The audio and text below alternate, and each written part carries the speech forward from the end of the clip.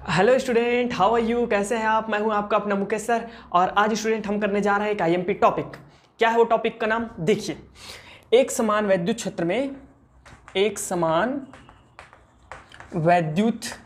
क्षेत्र में रखे द्विध्रुव पर बल युग्म इंग्लिश में क्या बोलते हैं student? Couple on an electric dipole in a uniform electric field. ठीक है स्टूडेंट, तो आज हम ये चीज़ देखने जा रहे हैं। इसके लिए मैं क्या करता हूँ, टॉपिक को मिटा रहा हूँ। ठीक है, आप लोग लिख लेंगे सुन करके, मुझे थोड़ा सा स्पेस चाहिए। अब देखो क्या है, सबसे पहले इसका डायग्राम प्लॉट करते हैं, उसे से समझना है। मैं बोल रहा हूँ, आप सुनते जाओ। एक समान वैद्युत क्षेत्र, तो स्टूडेंट एक समान विद्युत क्षेत्र किसे कहते हैं उसको पहले जान लो। एक समान हमारा विद्युत क्षेत्र है स्टूडेंट ऐसा क्षेत्र जहां पर ऐसा क्षेत्र जिसके किसी भी बिंदु पर आप कोई आवेश रखो तो वह जो है एक समान, किसी भी बिंदु पर रखो, जहां पर भी रखोगे वो समान बल का अनुभव करता है। ठीक है, तो इसको हम क्या बोलते हैं? एक समान विद्युत क्षेत्र। माना कि इसको मैं शो कर देता हूं, ये देखिए एक समान वैद्युत क्षेत्र, इसका डायरेक्शन है स्टूडेंट। अब इस पर क्या करते हैं, इस पर हम रख देते हैं एक द्विध्रुव। पहले ही पढ़ा चुका हूं स्टूडेंट मैं, द्विध्रुव क्या है ना, रख दिया। सपोज करते हैं कि ए भी एक द्विध्रुव है जिसकी बीच की दूरी क्या है? 2a है। क्या स्टूडेंट? 2a। ठीक है ना। और ए पर हमारा क्या रखा हुआ है? एक धन आवेश रखा गया है, और बी पर हमारा रखा हुआ है स्टूडेंट -q आवेश। और इसको इस प्रकार रखा हुआ है कि ये जो है अक्ष के साथ या विद्युत क्षेत्र के साथ ये क्या बना रहा है? थीटा कोण बना रहा है। सबको समझ में आ गया इतना चीज? ये चीज है। इसमें चाहो तो आप ढेर सारा ऐसे जो है लाइन खींच सकते हो, क्योंकि एक समान वैद्युत क्षेत्र है, मतलब इसमें क्या होगा स्टूडेंट? बहुत सारे आपके जो है लाइंस, बल रेखाएं खींचे जा सकते हैं। इसमें कोई दो राय नहीं है, इसको खींचने की आवश्यकता भी नहीं है। तो अब कैसे लिखोगे ये सुनो मेरी बात को। माना कि 2a लंबाई वाला ए भी एक वैद्युत द्विध्रुव है जिसे एक समान वैद्युत क्षेत्र E पर थीटा कोण बनाते हुए रखा गया है। ओके स्टूडेंट, अब देखो बिंदु A पर उपस्थित आवेश Q, ठीक है, बल का अनुभव करता है। और वह जो बल का अनुभव करता है या जो यहां पर बल लगता है स्टूडेंट, तो आप सब लोग इसके लिए क्या करो, एक फॉर्मूला जनरेट किए थे हम लोग। विद्युत क्षेत्र की तीव्रता एकांक आवेश पर लगने वाले बल को हम लोग क्या कहते हैं? विद्युत क्षेत्र की तीव्रता कहते हैं। सबको पता है भाई, है ना। तो मैं यहाँ F का वैल्यू निकालूंगा तो क्या निकल जाएगा? F इज इक्वल टू निकल जाएगा स्टूडेंट QE। निकलेगा कि नहीं निकलेगा भाई? F इज इक्वल टू क्या हो जाएगा हमारा? QE। तो सपोज करते हैं, माना कि Q बिंदु A पर लगने वाला जो बल है उसका दिशा, आप डायग्राम को ध्यान से देखेंगे स्टूडेंट, है ना, यही इसकी आत्मा होती है, प्राण होता है। ठीक है, इस पर लगने वाली जो बल है वो हो जाएगा स्टूडेंट हमारा QE। बल की जगह में मैंने क्या लिख दिया? QE लिख दिया। वो बल लिख सकते हो, F लिख सकते हो। और यहां पर जो लगने वाला बल है स्टूडेंट, वो है मेरा बिंदु B पर लगने वाला बल है, वो है आपका -QE। इतना समझ में आ गया? तो क्या लिखेंगे कि बिंदु A पर एक बल QE जो है कार्य करने लगता है, जिसकी दिशा विद्युत क्षेत्र की दिशा में होती है, एवं बिंदु B पर जो बल कार्य करता है उसकी दिशा विपरीत होती है। दोनों बल परिमाण में बराबर होते हैं, किंतु क्या होते हैं? विपरीत होते हैं। समझ में आ गया? माना कि बिंदु A पर कार्यरत बल F is equal to QE एवं B पर F is equal to -QE है। दोनों परिमाण में बराबर है स्टूडेंट, ठीक है ना। अब दोनों में क्या होता है, सुनना ध्यान से। दोनों परिमाण में बराबर है यार, समान है, और विपरीत है। तो ये देखो, यदि ये एक ही लाइन पर कार्य करते और परिमाण में बराबर होते स्टूडेंट, और एक ही लाइन पे काम करते और दोनों परिमाण में बराबर होते, ठीक है ना, तो क्या होता? उन दोनों का सम, मतलब इसमें कुछ भी विस्थापन नहीं आता, इन दोनों का सम क्या हो जाता? 0 हो जाता। लेकिन यहां पे क्या है पता है? ये जो बल है इसकी क्रिया रेखा, एक वर्ड यूज करूंगा मैं, क्रिया रेखा। तो क्रिया रेखा क्या होता है एक्चुअल में? वो जिस लाइन पे, जिस रेखा पर कार्य करता है वो क्या है? उसकी क्रिया रेखा है। तो इन दोनों की क्रिया रेखा जो है भिन्न भिन्न होती है। कैसे स्टूडेंट? ये देखो, ये इस लाइन पर काम कर रहा है, समझना, मैं इसको मिटा रहा हूं ना, इसका कोई जरूरत नहीं है, ये लाइन पर काम कर रहा है। और ये जो है हमारा ऊपर वाला जो है वो इस वाली लाइन पे काम कर रहा है, मतलब ये एक लाइन पे काम नहीं कर रहे। अगर एक लाइन पे काम कर रहे होते तो इनका सम क्या हो जाता, 0 हो जाता।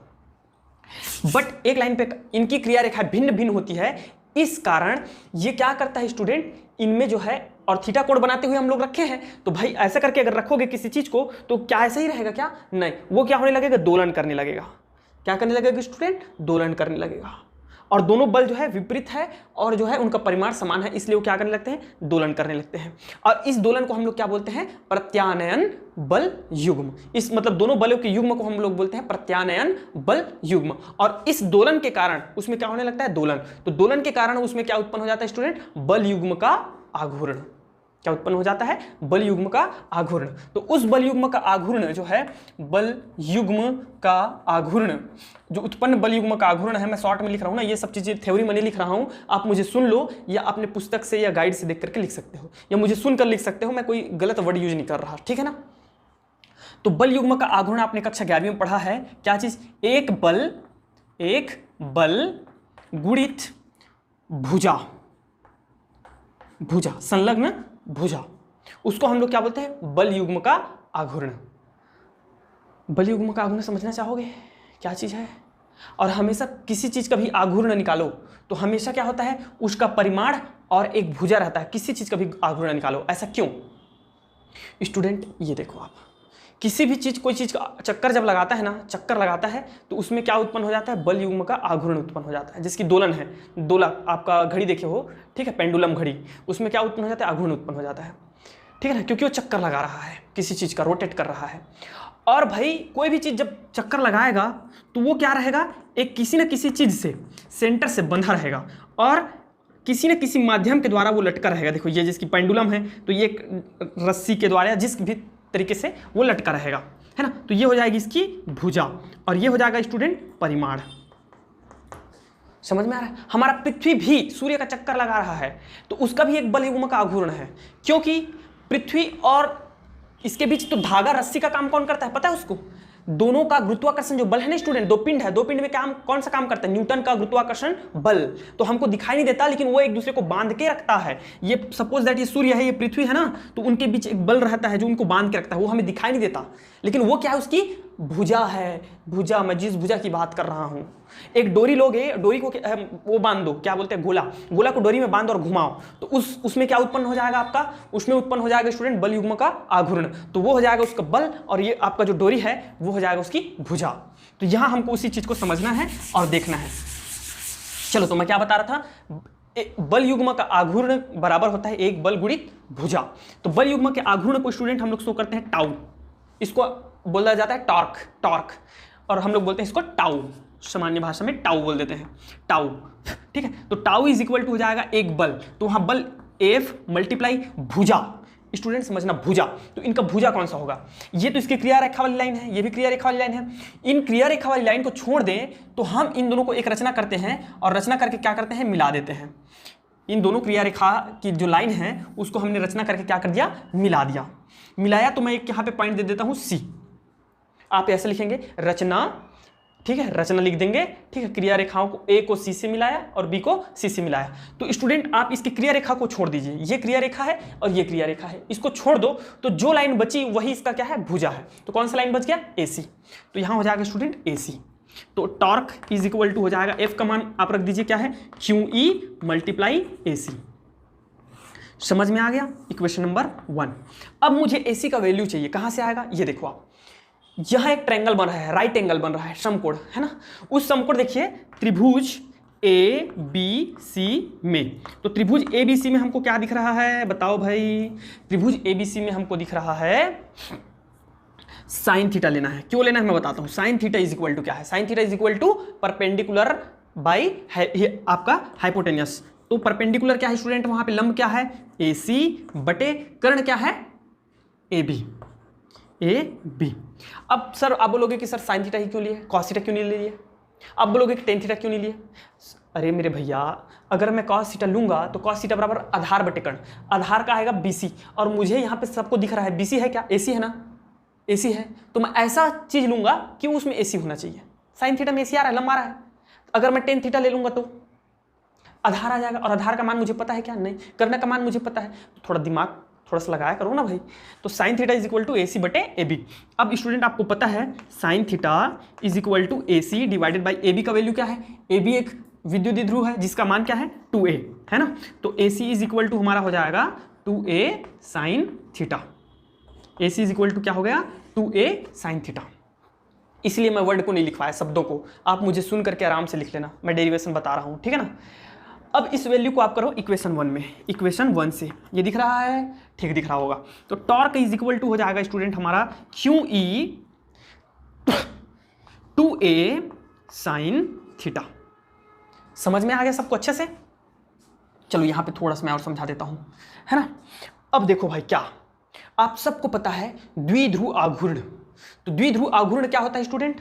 द्विध्रुव आघूर्ण होता है P is equal to 2AQ। हमको इस समीकरण में दिख रहा है क्या? कहीं पे इक्वेशन नंबर 2 दे देता हूँ, कहीं दिख रहा है क्या? बिल्कुल दिख रहा है 2AQ। तो ये हो जाएगा हमारा टॉर्क इज इक्वल टू, इस 2AQ की जगह में रख दूंगा मैं P। तो ये हो जाएगा स्टूडेंट PE साइन थीटा। इतना चीज आपको अच्छे से समझ में आ गया? ये equation number 3, equation number 3। Okay please, तो आप किसी को अगर नोट करना होगा तो वीडियो को पॉज करो और नोट कर लो, ठीक है ना। मैं इसको मिटाने जा रहा हूं।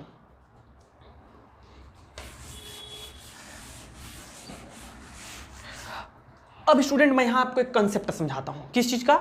वेक्टर का कंसेप्ट।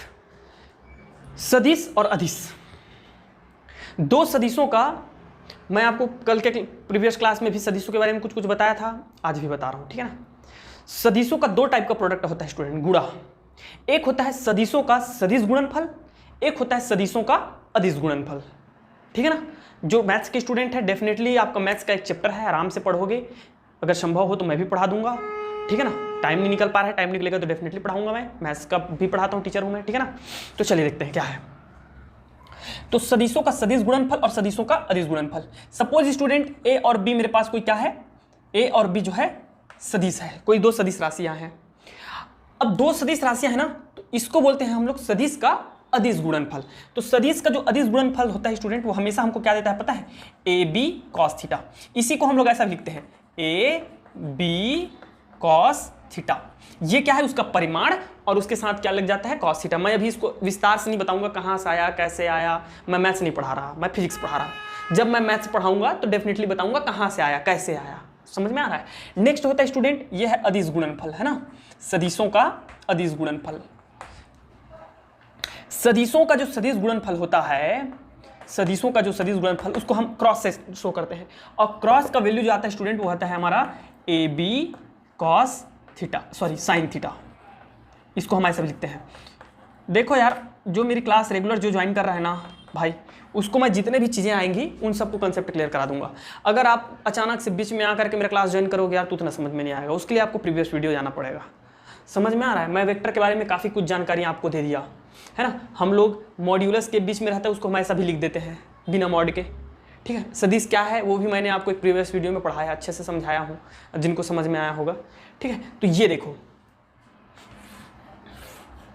ये चीज़ हमको यहाँ दिख रही है, तो हम वेक्टर के फॉर्म में लिख सकते हैं। ये चीज़ देखो आप, और इसको हम क्या लिख सकते हैं? वेक्टर के फॉर्म में लिख सकते हैं। तो वेक्टर के फॉर्म में कैसे लिखेंगे भाई? वेक्टर जब लेंगे तो टॉर्क इज इक्वल टू आपका, ये देखो ये कैसा बन जाएगा?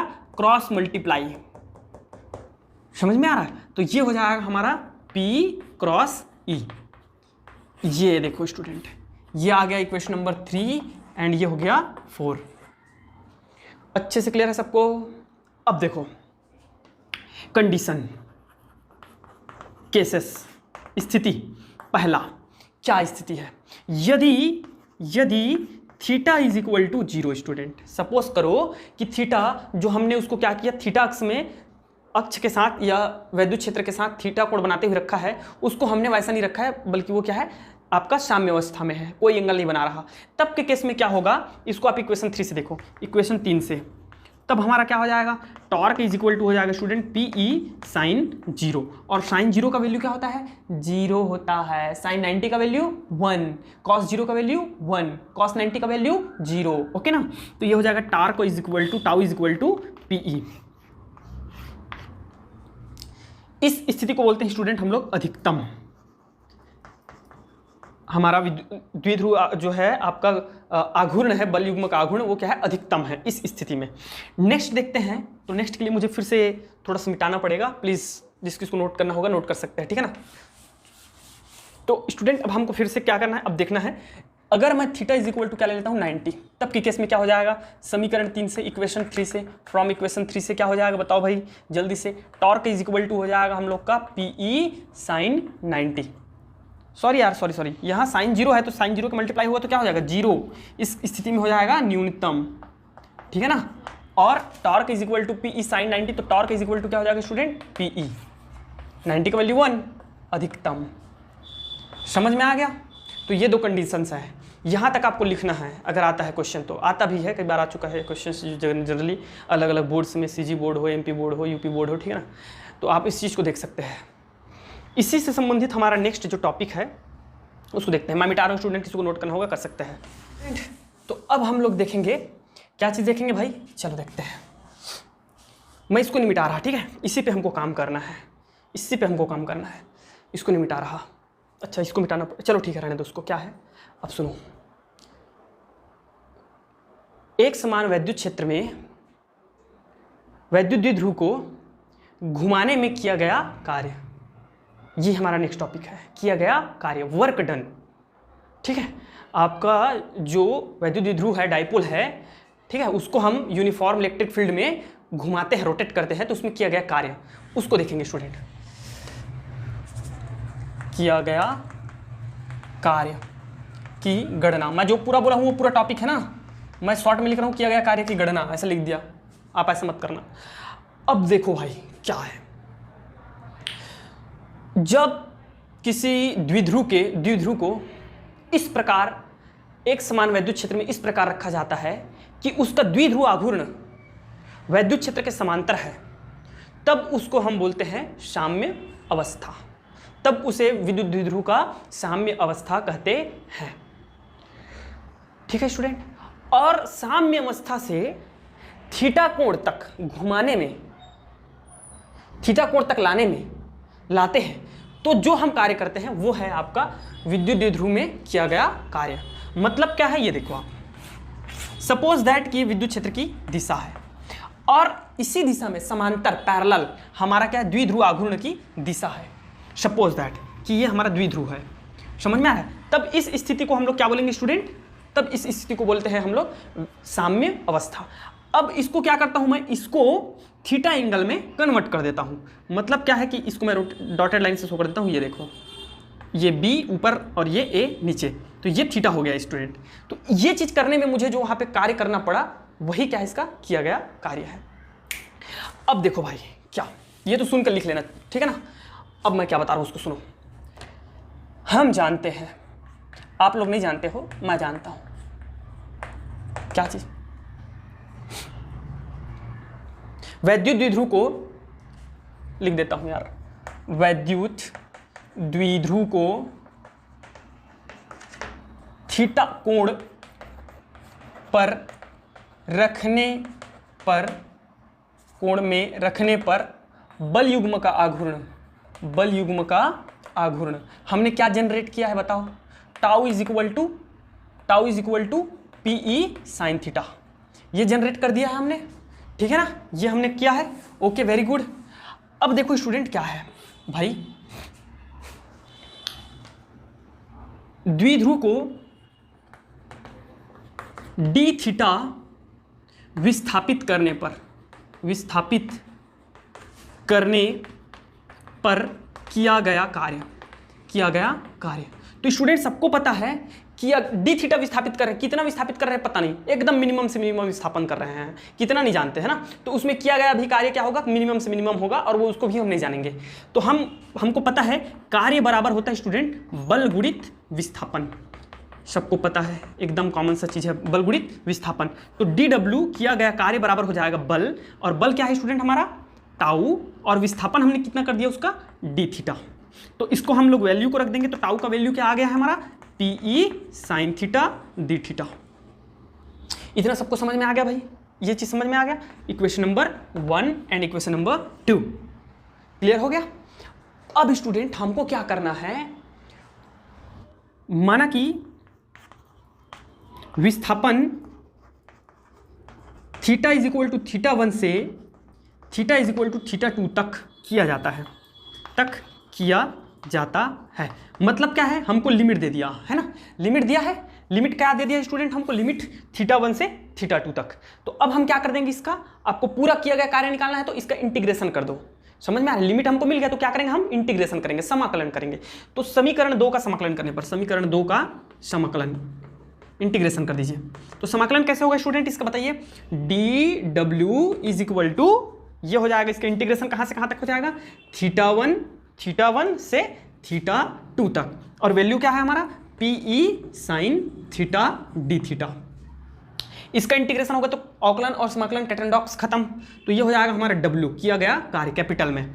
अब इसका इंटीग्रेशन स्टूडेंट, तो ये दोनों तो कांस्टेंट है, वो बाहर निकल जाएंगे, कांस्टेंट राशि क्या हो जाएगी, बाहर निकल जाएगी, पी ई बाहर निकल गया, sine theta D theta, sine theta D theta, समझ रहे हो। तो साइन थीटा का समाकलन क्या होता है, बता तो भाई, minus cos theta, minus cos theta. अरे साइन थीटा का अवकलन क्या होता है, कॉस थीटा न होता है, तो साइन थीटा का समाकलन उल्टा माइनस कॉस थीटा होता है। तो यहाँ हो जाएगा स्टूडेंट हमारा माइनस कॉस थीटा, और हमारा लिमिट क्या दे रखा है, थीटा 1 टू थीटा 2 दे रखा है कि नहीं, वैल्यूज रख दीजिए आप लोग। चलिए इसको मैं मिटा रहा हूँ, प्लीज़ जिसको नोट करना होगा कर सकते हैं, ठीक है ना। चलो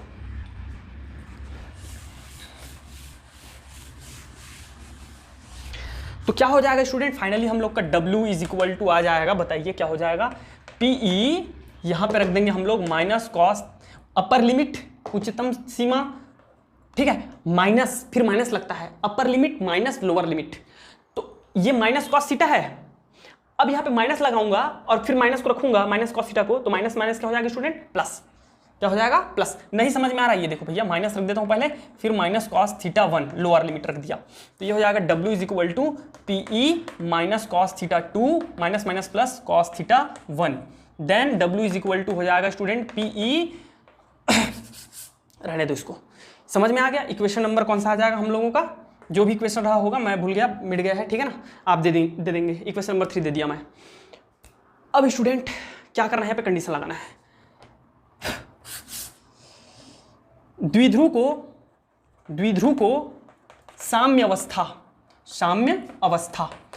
में बताया था क्या था, जीरो, जब समांतर हो तो जीरो, साम्य अवस्था जीरो, मतलब theta 1 is equal to zero से theta 2 is equal to theta, मतलब साम्य अवस्था जीरो से थीटा तक विस्थापित करने में किया गया कार्य, विस्थापित करने में किया गया कार्य। तो किया गया कार्य क्या हो जाएगा स्टूडेंट, बताओ भाई मुझे जल्दी से फटाक से। W इज इक्वल टू, मैं थीटा 1 की जगह में क्या रख दूंगा, जीरो रख दूंगा, तो ये हो जाएगा पी ई, ठीक है, और कॉस ये हो जाएगा थीटा 2 की जगह में, प्लस कॉस जो है जीरो, और कॉस जीरो का वैल्यू बता दो भाई, अब भी मैं बोला हूँ, जस्ट बोला हूँ, अब भी बोला हूँ, कॉस जीरो का वैल्यू होता है 1, देन हो जाएगा स्टूडेंट 1 माइनस कॉस थीटा। ये है हमारा फाइनली, समझ में आ गया सबको अच्छे से, वेरी गुड। इसको एक टर्म्स में और लिखा जा सकता है यार, ऐसे लिख सकते हो, देखो पी ई मल्टीप्लाई कर दो minus P E cos theta, then they are convert in P E minus, ये देखो अदिश गुणनफल, तो ये हो जाएगा पी ई वेक्टर के फॉर्म में, ठीक है, बट ये चलता है, इसको छोड़ो, समझ में आ गया। चलिए मैं इसको मिटा रहा हूँ जल्दी से, एक और इसका टॉपिक उसको कंप्लीट करते हैं। अब हमारा लास्ट टर्म्स आ गया, लास्ट क्या चीज़, एक समान विद्युत क्षेत्र में द्विध्रुव को घुमाने में द्विध्रुव की स्थितिज ऊर्जा, ठीक है, स्थितिज ऊर्जा, एक समान विद्युत क्षेत्र में द्विध्रुव को घुमाने में संचित स्थितिज ऊर्जा, ये टॉपिक का नाम है, मैं स्थितिज ऊर्जा बस लिख दिया, ठीक है, पोटेंशियल एनर्जी, ठीक है स्टूडेंट। तो क्या होता है देखो, कैसे जनरेट करेंगे बताता हूँ आराम से, पूरा थ्योरी वही लिखना है। अगर मान लो सपोज दैट कि 4 नंबर में आपको 4 मार्क्स में स्थितिज ऊर्जा ज्ञात करने के लिए आ गया, ठीक है, यही क्वेश्चन आ गया कि एक समान विद्युत क्षेत्र में द्विध्रुव को घुमाने में संचित स्थितिज ऊर्जा की गणना कीजिए, तो आपको क्या लिखना है, पूरा डिटेल लिखना है। कैसे डिटेल लिखना है, माना कि ए बी एक विद्युत द्विध्रुव है जिसे एक समान विद्युत क्षेत्र ई में रखा गया है, ए बी की लंबाई 2a है, इसे थीटा कोण पर बनाते हुए रखा गया है, ठीक है, सो ऑन पूरा लिखना है आपको, ठीक है, बट मैं यहाँ नहीं लिख रहा, ठीक है ना, ज़्यादा वही हो जाएगा, ठीक है ना। मैं डायरेक्ट मुद्दे पे आता हूँ। ये सब लिखने के बाद आपको क्या करना है, वैद्युत द्विध्रुव को थीटा इज इक्वल टू θ1 से θ2 तक घुमाने में किया गया कार्य। अब भी हम लोग निकाले हैं घुमाने में किया गया कार्य। मैं डायरेक्ट वहीं से निकाल सकता हूँ स्टूडेंट, लेकिन थोड़ा सा मैं आपको यहाँ से समझा देता हूँ, है ना। वहीं से निकाल सकता हूँ, जो प्रीवियस फार्मूला था वहीं से, बट यहाँ से कर देते, कोई प्रॉब्लम नहीं है। तो क्या हो जाएगा भाई बोलो, dw इंटीग्रेशन कर देंगे, आप लोग देख लेंगे, θ1 θ2 PE sin θ dθ, यही थी। तो ये हो जाएगा हम लोग का, PE आ जाएगा बाहर और अंदर में आ जाएगा स्टूडेंट sin θ का हो जाता है माइनस कॉस थीटा ना, तो माइनस कॉस थीटा और then θ1 to θ2, then we have a PE is equal to, ये हो जाएगा minus cos θ2 minus minus plus cos θ1। इतना सबको समझ में आ गया। यही से अब हमारा नेक्स्ट यहाँ पे बढ़ेंगे अब हम लोग। बाकी को आप लोग सेम लिख सकते हो, है ना। 4 नंबर में आएगा तो पूरा वहाँ से स्टार्ट करना, कहाँ से, एक समान वैद्युत क्षेत्र में रखे हुए द्विध्रुव का बल युग्म का आघूर्ण जहाँ ज्ञात किए थे वहाँ से स्टार्ट करना पूरा, ठीक है। मैं इसको यहाँ से बता रहा हूँ, तो अब मेरी बात को ध्यान से सुनना और समझना।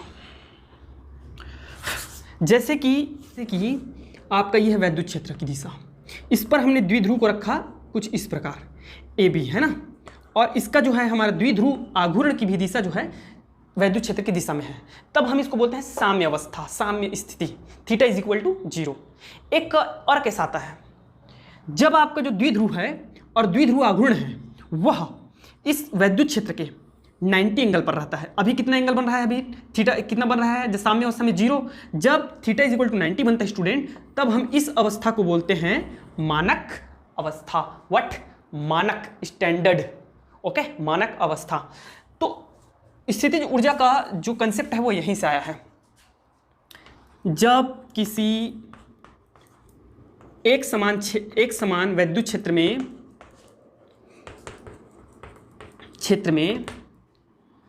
वैद्युत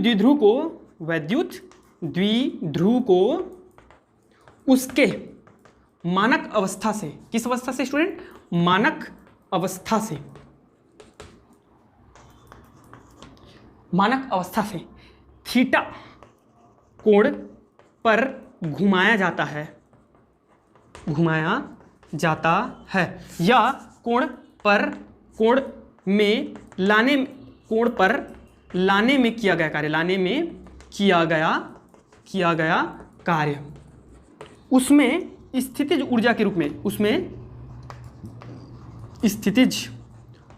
रूप में संचित हो जाता है। क्या हो जाता है, संचित हो जाता है।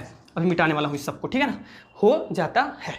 तो क्या समझ रहे हो आप, मानक अवस्था से थीटा की स्थिति में, मतलब मानक अवस्था हो जाएगा हमारा θ1 90, ठीक है ना, और कहां तक ला रहे हैं हम लोग स्टूडेंट, मिनिमम 90 से कहां ला रहे हैं, मैक्सिमम हम लोग उसको थीटा कोण तक ला रहे हैं, मैक्सिमम हम काम कर रहे हैं। तो जो किया गया कार्य है ये किसका है, ये फॉर्मूला जो है किया गया कार्य है, तो किया गया कार्य ही उसमें क्या हो जाता है, स्थितिज ऊर्जा के रूप में संचित हो जाता है। समझ में आएगा, किसी को नोट करना होगा तो कर सकते हैं, नहीं तो मैं इसको मिटा रहा हूं, ठीक है ना। तो यही से ले लेता हूं, किया गया कार्य संचित ऊर्जा के रूप में, स्थितिज ऊर्जा के रूप में संचित हो जाता है। तो स्थितिज ऊर्जा को हम लोग शो करते हैं U से, और U इज इक्वल टू क्या हो जाएगा, इधर देखो आप, प्लस कॉस θ1, रख दो वैल्यू PE, ठीक है, माइनस कॉस θ2 का वैल्यू क्या है, थीटा, प्लस कॉस θ1 का वैल्यू क्या है स्टूडेंट, θ1 का 90, कॉस 90। देन सबको पता है साइन 90 का वैल्यू 1 होता है, तो कॉस 90 का 0 होगा, तो माइनस कॉस थीटा प्लस ये हो जाएगा स्टूडेंट 0। तो U इज इक्वल टू आप सबको पता है ये हो जाएगा माइनस PE कॉस थीटा। हम सब जानते हैं जी ये दोनों क्या है, आपका वेक्टर क्वांटिटी है, और यहाँ मैं आपको जस्ट अभी फॉर्मूला पढ़ाया हूँ, ठीक है, आपका सदिश का क्या पढ़ाया था पता है ना, गुणनफल वाला। तो यहाँ क्या आ जाएगा इसका, अदिश गुणनफल, सदिश गुणनफल नहीं, अदिश गुणनफल, सदिशों का अदिश गुणनफल। तो ये हो जाएगा student minus P cross sorry dot product E। तो ये है हमारा फॉर्मूला, ये आ गया इक्वेशन नंबर जो भी होगा 1 2 दे देते हैं। इतना क्लियर हो गया अच्छे से, ये हो जाएगा। इसके लिए आप थोड़ा सा प्रीवियस जाइए तब समझ में आएगा। ठीक है, मैं आपको सदिशों का सदिश गुणनफल, सदिशों का सदिश गुणनफल समझाया हूं। अब क्या करना है आपको, इक्वेशन नंबर देखिए ये, इसको 2 दे दो और इसको कर देते हैं 3। समीकरण जब theta is equal to student हमारा होगा 0, समीकरण 2 से, तो समीकरण 2 से क्या हो जाएगा जब थीटा इज इक्वल टू 0 है, तब ये देखो यहां से आप u is equal to minus PE, और cos 0 का वैल्यू क्या हो जाता है स्टूडेंट, cos 0 का वैल्यू हो जाता है हमारा 1, देन ये हो जाएगा माइनस PE। ऋणात्मक आया तो ये है न्यूनतम स्थितिज ऊर्जा, क्या लिखेंगे, न्यूनतम स्थितिज ऊर्जा। नेक्स्ट आता है जब थीटा इज इक्वल टू हो हमारा 90, तब समीकरण 2 से क्या हो जाएगा बताओ, u इज इक्वल टू हो जाएगा माइनस PE cos 90, और cos 90 का वैल्यू सबको पता है 0। देन स्टूडेंट ये हो जाएगा हमारा 0, तो 0 हो गया मतलब वो न्यूनतम है, ये हो गया साम्य अवस्था, ठीक है ना। और जब थीटा इज इक्वल टू 180 हो, 180, तब u इज इक्वल टू क्या हो जाएगा स्टूडेंट, माइनस PE cos 180। तो cos 180 इज इक्वल टू सबको पता होना चाहिए, cos 180 इज इक्वल टू होता है आपका minus cos theta, cos 180 is equal to minus cos theta. ये देख लो, जल्दी से मैं समझा देता हूँ, ये थोड़ी देर में समझ में आ जाएगा। ये होता है स्टूडेंट 90, ये पॉजिटिव है, ये नेगेटिव है, ठीक है। cos 0 का क्या होता है, देखो ये हो जाएगा cos 0, तो 0 पर हमारा क्या वैल्यू मिलता है, 1 प्लस 1 मिलता है, समझ में आ रहा है। 90 पर ये 90 एंगल घूम गया यहाँ तक आया तो 90, तो cos 90 पर क्या हो जाता है 0, ठीक है। और फिर 90 एंगल घूमूंगा मैं तो यहाँ जाऊँगा, ये देखो 90 फिर आ गया, तो 90 आता हूँ स्टूडेंट, तो ये होता है +1 और -1, तो cos 90 180 का क्या हो जाएगा -1, तो -1 होगा तो ये माइनस माइनस हो जाएगा प्लस, और PE that is a maximum. समझ में आया, मिनिमम, साम्य, न्यूट्रल, और ये हो गया आपका मैक्सिमम। ओके स्टूडेंट, तो ये हो जाता है हमारा कंप्लीट। सबको क्लियर है? एक न्यूमेरिकल करा दूं क्या? ओके स्टूडेंट, तो न्यूमेरिकल हम लोग कल कर लेंगे, कल के वीडियो में देख लेंगे, या लास्ट में जब पूरा कंप्लीट हो जाएगा तब हम न्यूमेरिकल कर लेंगे, ठीक है ना। तो नए स्टूडेंट होंगे यार तो प्लीज़ चैनल को सब्सक्राइब कर लीजिए। पूरा का पूरा आपका वीडियो केमिस्ट्री और फिजिक्स का पूरा चैप्टर को कोर्स कंप्लीट कराया जा रहा है। किसी को यदि नए स्टूडेंट होंगे कंप्लीट चाहिए तो नीचे आपके डिस्क्रिप्शन बॉक्स पे फिजिक्स का और केमिस्ट्री का दोनों का प्लेलिस्ट दे रखा है, ठीक है। तो student thank you very much and best of luck.